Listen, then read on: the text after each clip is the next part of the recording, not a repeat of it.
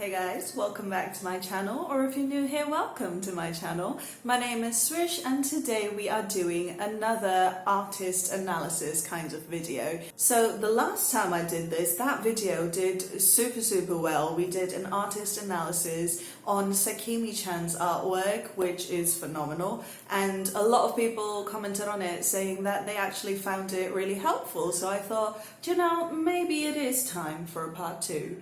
And today we are looking at the art of Wang Ling, an artist from China who goes online by, I don't know how to say this word, if it is a word, but WLOP, their name is over here right now. And their art is very inspiring and very beautiful and very aesthetic and all of those cool things. So we are going to jump right in without too long of an intro. Let's do this.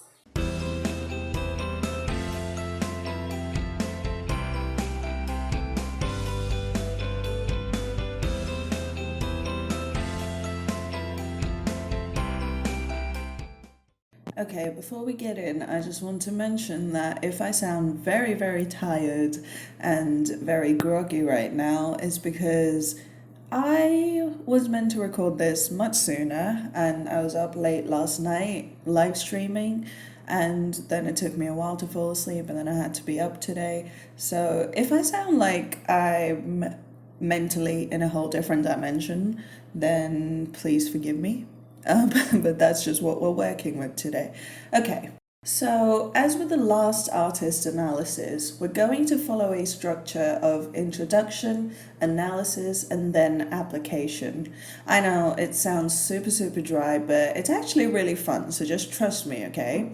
Before we get into this video, please take a second to subscribe to my channel and turn on notifications if you like. It helps me out massively. If you don't, well, then I'm gonna be very offended.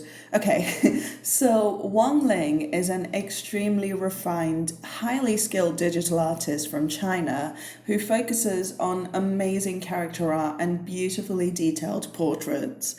If you've been on any art website at all, you've likely come across his work before. According to his Facebook page, Wang Ling is actually a full-time circuit engineer, but loves to paint in his own time. Most of Wang Ling's identity in life is pretty secretive. We have no idea who he really is, what he looks like, or even what he sounds like. And clearly he prefers this to be a secret, so I'm not going to go snooping and expose him because we just don't do that here. Based off his social media profiles, Wang Ling probably started painting in or before 2009. And honestly, even his early work was absolutely stunning. Wang Ling's style is characterized by pretty painterly, almost rough-looking brushstrokes, which are contrasted by incredibly well-blended skin and backgrounds. More recently, he's been working on his own graphic novel, Ghostblade.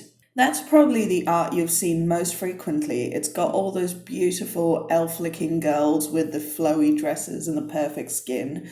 The comic itself is based on a supernatural fantasy world with humans and angels colliding. Each page is hand-illustrated and every panel is absolutely stunning.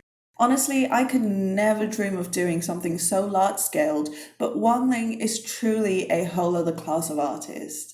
As far as I know, he is currently only working on Ghostblade alongside personal pieces and fan art, and continues to do so with the support of his 4,676 patrons who support his work, and rightfully so. In exchange for their support, they receive 4K to 8K quality images, the Ghostblade comic itself, layered PSD files, tutorials, speed painting videos, and even the exact brushes he uses. Tiers start at just $1, so if you'd like to support his work, I have got a link in the description box down below and you can click through and support him directly. Let's jump into everyone's favorite part of these videos, the style analysis. I'm going to be honest, when I started out jotting down points for this video, I thought there wouldn't be that much material for style analysis, since Wang Ling paints portraits and so do I. But boy, was I wrong. And I'll admit it, I got a little cocky, but I was totally wrong. There is so much to learn from his work, so let's just jump right in. The first thing you will notice about Wang Ling's art is that his biggest priority is aesthetic appeal. Which, by the way, is a great priority for a visual artist. But my point is, any visual element in any of his paintings is put there very carefully and very strategically. There are literally no unnecessary filler designs or objects. Every single part of the painting is crucial to the message itself. His primary subjects are young East Asian women and young girls, though in Ghostblade you get to see some incredibly muscular gods. In general, the female subjects have an almost baby face kind of look, and they tend to project a youthful, tender, glowy, and almost pure virginal kind of look. Most of you probably don't know this, but Wang Ling pretty much invented color dodge way before Rostran made it so fashionable. A lot of these portraits have dramatic, almost too realistic lighting. His backgrounds are often very detailed, but without being too distracting. Most of these backgrounds, and even the portraits themselves, tend to have an overall cool-toned, almost grey theme with some bright, warm flashes of colour that create strong contrasts. You'll also notice this play on warm saturated and cool unsaturated tones in the skin itself, especially where you see specular highlights. The portraits are usually of slender, almost too youthful women with very feminine features and soft hue shifts in the skin. The skin tends to have a semi-transparent kind of feel to it, which again adds to the whole very young, very pure kind of theme. It's making your subconscious believe that these women are so young, you can literally see right through them. I think that adds so much appeal because one thing most of us are hardwired to do is to protect the scared and vulnerable. And when we see portraits of these vulnerable characters, we automatically feel a sense of love and protectiveness. This is further emphasized by the eyes being the largest feature on the face, like babies have. The nose is usually small and pointed up, and the lips are slightly pouty. His characters usually don't wear very much makeup, and they tend to have narrow jaws and pointy chins. Again, all of these little details are strategically placed to make them look younger and more vulnerable, because these are the kinds of faces we associate with children. But what I found most interesting is the compositional planning. Wang Ling's work is by far the most simply composed I have ever seen. If you're new to composition and the many ways in which artists use composition, I will have a link to my composition basics video in the cards on the top right, as well as at the end of this video. But you honestly don't need to know any of it for this analysis because Wang Ling's genius lies in the absolute simplicity of the composition. The second you look at his art, your eyes will slingshot right to the character's face, mostly because it occupies a lot of the frame, but also because we are naturally inclined to first notice people's faces. But the interesting thing about this is that the character's face is almost never a foreground element.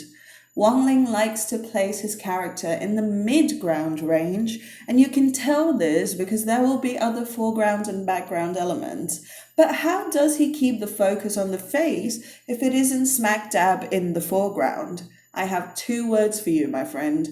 Field blur. This is a Photoshop filter, but it's not a magic wand. You have to know exactly how to use it, or it could go very, very wrong very quickly. Basically, the field blur filter allows you to selectively blur certain areas of the painting while leaving others sharp. Here you can see me use it on one of my own paintings, and it instantly pushes the blurred elements to the front or to the back. Obviously, this depends on the overlap of each element, but normally, if a blurry element is towards the lower edge of the image, we perceive it as being closer to us, while if the blurry element is in the upper half, we see it as going backwards. Why? Because of the sky. No, really, when you look outside, you see the horizon as a halfway line. Anything above the horizon is usually in the sky, like the sun, the moon, and the stars, and we know that those are pretty far away. Whereas things below the horizon, cars, houses, people, and animals, are much closer to us. Sorry, I know that was a huge explanation, but I think it's very crucial to understand how Wang Ling uses composition. So the field blur instantly separates things into foreground, midground, and background. Occasionally, he uses leading lines, but they are definitely not necessary. The characters just suck up all the attention, and another big reason for this is the brushwork. As with everything else, Wang Ling uses carefully planned and strategically placed brushstrokes to create a contrast in textures.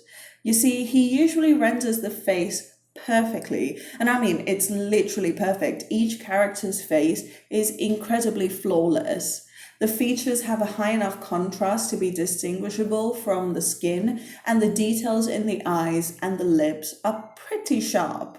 But then you move your attention to the hair, and you'll notice that it's a lot more painterly and rougher, but not careless by any means. You won't notice individual strands or incredible details so much in the hair, nor is there any particular texture. And guess what? Just like the field blur filter, the amount of detail further adds to the dimension thing. We are naturally going to be drawn to the clearest part of any picture, which, in this case, is the beautifully detailed skin and face. The hair, background, clothes, and pretty much everything else in there are simply there to frame the face. With the character's clothing and jewelry as well, I've noticed that the fabric and glitter is well defined closest to the center of the character's body, and the strokes become rougher and more painterly as you go further away from the center. And the defining feature of Wang Ling's art is the addition of little flecks of light. These are usually jewelry elements such as crowns, headpieces, necklaces, and armor. I thought they were like crazy detailed, but actually they're just little opaque strokes of highly saturated bright color. The shape and pattern of these specular highlights make you think of fine jewelry, but if you look closer, they're simply just specks of paint. Powerful how the human mind fills in those gaps, right? Okay, so now that we have all of this information, let's now jump into the application of everything we've learned today. As with the last time, I am going to create my own original painting, but I will be using the techniques we've discussed today. I know Wang Ling has tutorials on YouTube, and I've watched most of them, but I'm not going to follow a step-by-step tutorial today, mostly because I want to give it a go based purely on the analysis that we just did. And also a little bit because I don't want to get copyright struck, but mostly the analysis thing.